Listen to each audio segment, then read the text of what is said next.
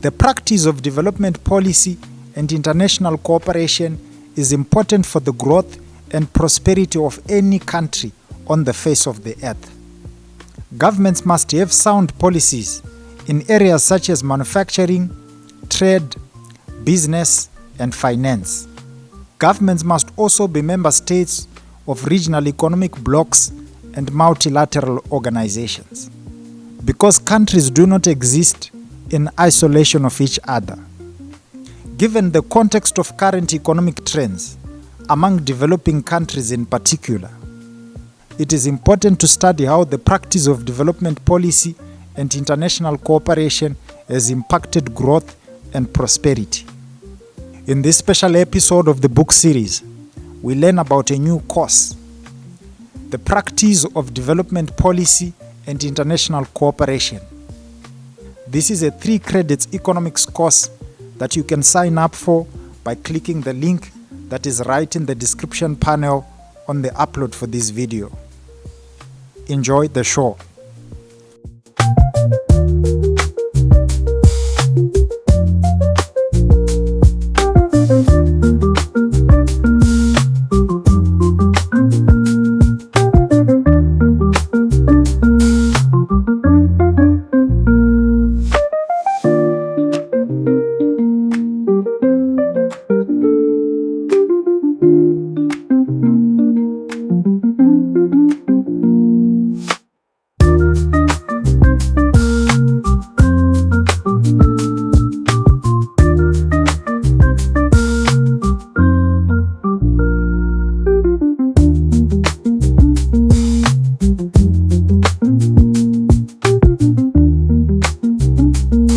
Professor Leonce Ndikumana, thank you so much for making the time.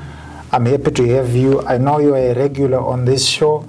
You need no introduction, but for the benefit of our viewers and listeners, I would want you to just start by briefly introducing yourself. Tell us your background experience. Tell us why and how you developed the idea for this course. Thank you very much, Anotida. This is a great opportunity to talk to you again and your followers. My name is Leonce Ndikumana, and I am a distinguished professor of economics here at University of Massachusetts.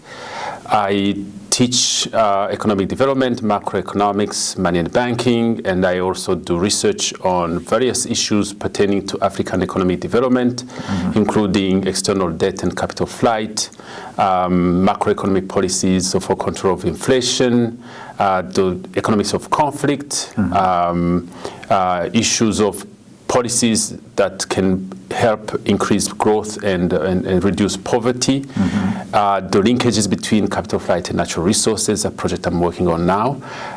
So now I'm here, I guess, to talk about this course on the practice of international or development policy and international cooperation. As a background, for 5 and a half years, I took a leave from University of Massachusetts and went to work for first the United Nations Economic Commission for Africa in Ethiopia, where I was in charge of the section on macroeconomic policies in Africa and dealing with analysis of the performance of African economies, the challenges that they are facing in terms of policies geared towards transforming the economies in more broad-based economies, higher growth, and reduce poverty. Then I moved on to go to work to the African Development Bank, where I was director of research, working on, again, same topics, doing applied research, build up the research department, and I'm very happy to see now they're doing wonderful things. Then I moved on within the bank to be director of the Department of Operations Policy. That's a department that basically crafts the policies and strategies that guide the African Development Bank intervention in African countries. Then I came back to UMass to teach, and that's how I got the inspiration of teaching a class that would take students out to the world and see what governments and donors do to promote development. When I got to the ECA and the African Development Bank, I found that it's quite a different world than teaching economic development, research on development economics, because there you're dealing with people who are on a daily basis dealing with development policy issues. How do you promote education? How do you promote health? How do you promote macroeconomic stability? How do you actually do it in a feasible, sustainable way? So it forces you to go from your conceptual, theoretical, even empirical work to see what does it take to get people to come together and agree on a set of policies. So when I started working at the ECA, I was in charge of writing, for example, the documents that go into the meetings of Ministers of Finance that's organized every year. And I remember my first draft, I gave it to my director, and he says, Leonce, this is an excellent paper, but I think it's too academic. I say, what does it mean to be academic? He says, you know, you're talking about ministers of finance. What they need to hear from you is, what are the issues? What are the policy options that we have to address those issues, and what are the constraints? So I realized that actually my training as an economist have never prepared me for that, because we take courses on economic development, courses on macro, but we don't get a chance to talk about what the policymakers face in terms of constraints to address those issues. So when I came back, I said, at that time, when I came back, I said, I wish somebody could have taught me a course that brings me to the ground to see how policymakers, donors, multinational corporations, bilateral donors are discussing how to move the countries forward, how to design strategies for promoting health, economic development in energy sector, education, and so on. So I decided to create a course for economists who may want to go work in government, in international organizations, to go forward to develop, studies in development, international development studies, that would prepare to them to think about how in practice the things we do in class actually work. What is because when you describe, for example, how to fight inflation, how to fight climate change. From a conceptual perspective, you can actually construct a strategy. But then when you go on the field, people will ask you, how do you actually do it? What are the constraints? If you say we're going to reduce inflation by clamping down on, say, fiscal expenditures, what are the constraints? What are the trade-offs in terms of which expenditures are going to compromise? And what are the impact on the social development goals? So those are the things that we do. Also, when you talk about, for example, the financing for development. Development is financed through different sources: domestic financing, international financing, aid, grants, debt. From an economic perspective, all those are sources of finance. But from a policy perspective, then you have to ask the question about sustainability of financing. If you're relying more and more on debt, then you have to worry about the ability to pay back the debt. From a donor perspective, you worry about what is the value added of these investments, because these are investments that donors are putting in the countries.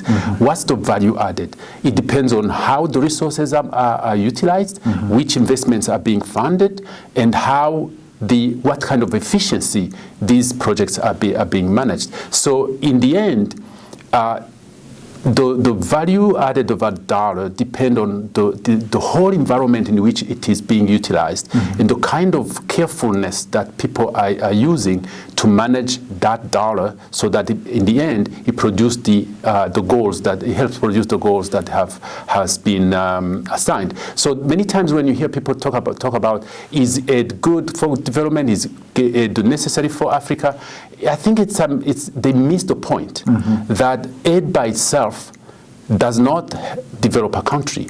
It all depends on how that aid is utilized. First, the first point is about the goals of the country as determined by the leaders of the country and the people.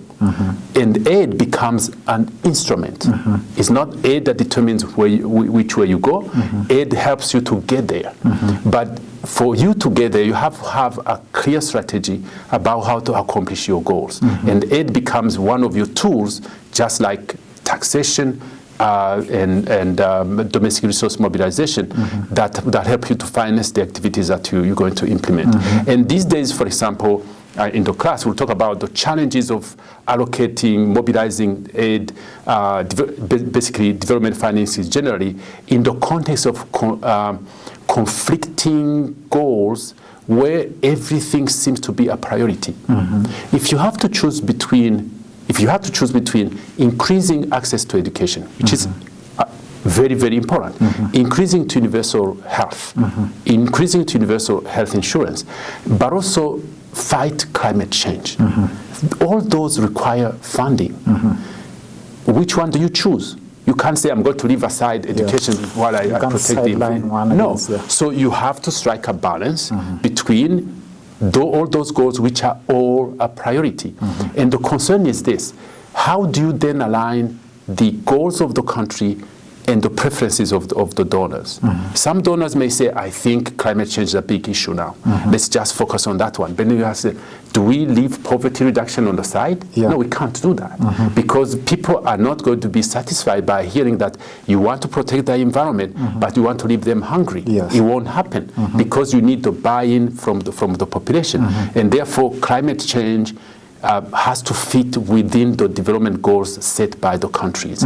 That's the kind of discussion that's going now. So because the objective is not to have the funding for development climate change come out of the pocket that was supposed to be earmarked for poverty reduction, education, and health. It should be additional. We should be looking for additional funding that promote climate change, mitigation, resilience, and prevention for African countries and developing countries generally, which unfortunately tend to find themselves on the receiving end of the negative consequences of climate change, even though they are not responsible for the causes of climate change, including pollution, because they are not heavily industrialized, and yet pollution is a public bad because it affects everybody, the producers of the bad, but also those who did not produce the bad. So these are the kinds of issues we have to discuss, including the voice of Africa and developing countries. How do developing countries come at the table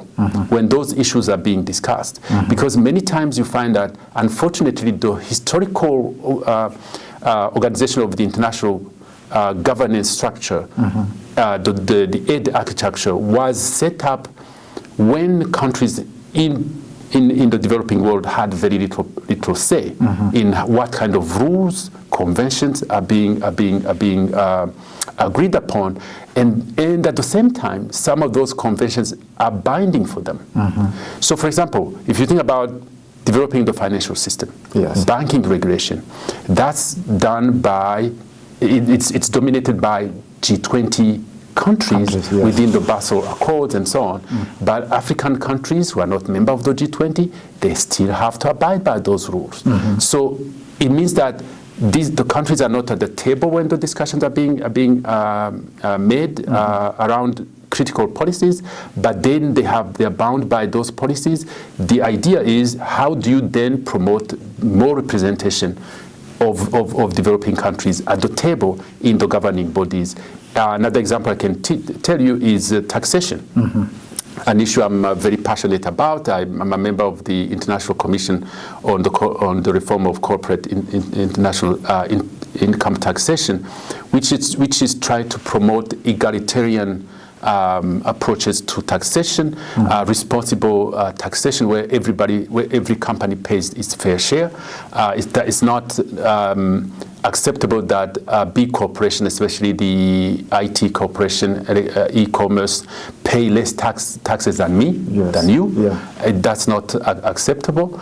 So we're looking at promoting a global discussion on how to make taxation more equitable so that everybody pays their fair share.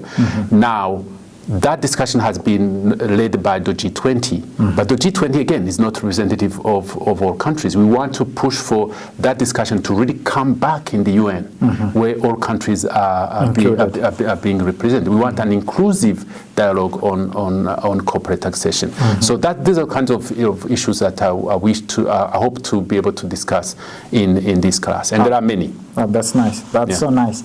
And so, one of the important themes we emphasize on this platform is the interdisciplinary quality of subjects, of the course outlines, of the publications that we get to discuss. Your course appeals to different groups of people who don't just happen to be economists. I'm sure it appeals to public policy people, political scientists, economic historians, development practitioners, and all sorts of different people who are involved in different things. What would you say is the target audience of the course, and what would students greatly benefit if they are to sign up for it? So the target of this audience is quite broad, as you said. It's so obviously designed in the economics department for graduate students and advanced undergraduate students, but also it has typically been very popular among public policy students. It's about development policy, so that fits squarely in their interest. It has been popular among other students who are doing studies in areas that are really heavily policy oriented, like public health, education. I have had students from those departments. In general, whatever areas you are working on, policy is part of the discussion. Yes. So the discussion we have in this course can be applied to any fields. Therefore, I really encourage all the students across the campus. You can have engineers. Engineers do policy. When I was at the African Development Bank, one of the strategies that I helped put together was the energy sector strategy. Again, we're working with economists, with electric engineers, and so on. It's about how do you put together scarce resources to achieve a wide range of objectives in a sustainable manner. So I would be willing to talk to any student who is interested, if they are not sure whether this is a course that fits their goals and that they can do well in. They are welcome to contact me, and I can discuss with them. That's nice. That's so nice. So how did you structure the course in terms of the work that students are expected to complete and to do, and as well, how do you assess students' performance? So one important thing to start with is the characteristics of this course is very participatory. I want to think the students to think about this class not a place where they come and listen to me only. The way I organize the course is I present the material, then we get into the question and answers and so on. Then after one or two sections, we have what we call group discussions, where I put students together in groups of 3, 4, 5, depending on the size of the class, and then I feed the questions on the topics that we have discussed. And my goal is for students to come and discuss what they have learned from the material, but also bring in their own perspectives. And then students will, I insist, democratically elect a speaker who's come and present to the rest of the class, and then we have an open discussion. Students find that part of the class really interesting, because they feel they have a voice. They also can, that's when they can ask serious, deep questions about their own experiences about the topics that we have. The second thing is that this is a class where I really have a chance to get students to understand the mechanics of writing. Writing is something that's very, very difficult. You meet the Nobel Prize winners in literature, they will tell you they keep learning how to write. So nobody can say, I know how to write, I'm done. So people have published books, they will tell you every book its own project, and it has its own challenges. So I want, first of all, to for students to be reassured that they are not alone in this in this fight towards being a good writer. Yes. So I give them a chance to experiment different types of writing, different size of lengths of writing. So one of the writings we do is what I call reading briefs. The reason I do that is these are short, 3 pages, reflections on the readings. I'm not asking them to tell me what's in the papers. I want to tell me what they think about what's in the papers. What's missing? What do you think is interesting? What do you think? I'm not too sure about this one. The other is a longer paper that they have to submit for the semester, and that one we do it in stages. So they have to present a topic, and then an outline which they present actually to the class, just like 5 minutes. They say what they're going to be working on. Then at the end of the semester, they will actually make a full presentation of the paper. That also I find it very, very interesting for 2 reasons. The fact that they have to write these short essays, and the reason that the fact that they have to make a presentation. When they come out of this university, whether they go with a bachelor's degree, with a master's degree, with a PhD, what are they going to be doing? It doesn't matter where they are. They're going to be doing 2 things. One is writing. Yes. You will write reports. You have to write briefs to your manager. You have to write a brief for a newspaper.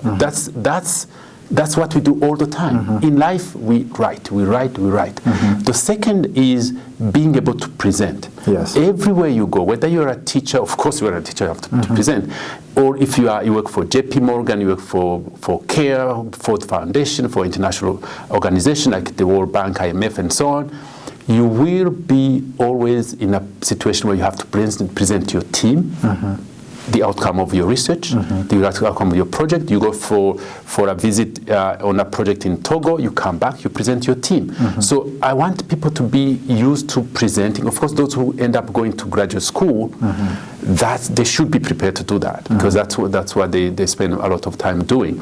So in a classroom setting, I find it is easier. Students can work in groups, like in the term paper. I call them a term paper. They actually have a choice to work on their own, but they can work also in groups, and I encourage strongly to work in teams, 2 or 3. The other specific features of this class is that the term paper we write is not a regular term paper where you go and review a literature. No.